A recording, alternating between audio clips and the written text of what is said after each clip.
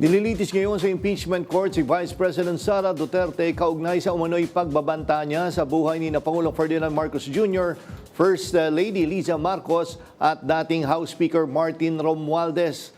Kung ikaw ang nakatanggap ng pagbabanta, ano ang gagawin mo? Pakinggan nga natin ang inyong masasabi. Siyempre matatakot ka.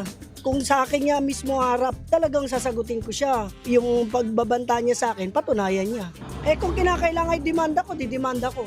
Threat yun eh.